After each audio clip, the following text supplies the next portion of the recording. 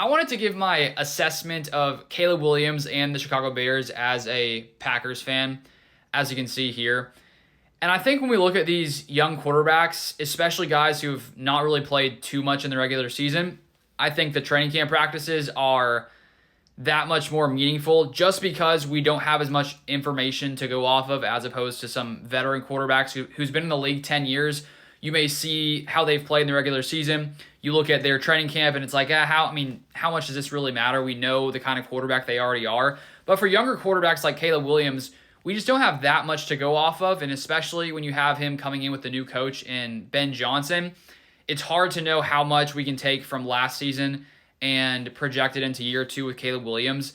And that's where, for me, I think Caleb Williams had a fine season in his first season. I don't think it was great. I think that when you look at some of the accuracy numbers, he was not very accurate. And so in my mind, I wonder if that's something that Ben Johnson is able to, fix in Williams in year two.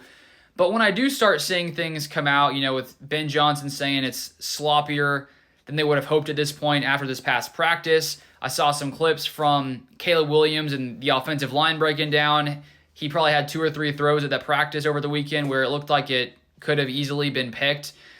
And so on the one hand, I'm not going to sit here and say, he had, look at those plays, he's going to be a terrible quarterback. I mean, that's not necessarily the case. He could improve, and this Bears offense could easily get better by the time the season comes around, and they probably should considering it's a new offense. But at the same time, I don't think that, bad performances in camp are meaningless, because if that were the case, then it's like, okay, does camp really matter at all? So I think you can go too far on either way, and I think that's why with a young quarterback like Williams, it's hard to know until the regular season really what we're going to see. And so that's why I'm sort of waiting to really give my overall takeaway on Williams as a quarterback, because right now it's not looking amazing. Ben Johnson said it's sloppier than they would have hoped at this point.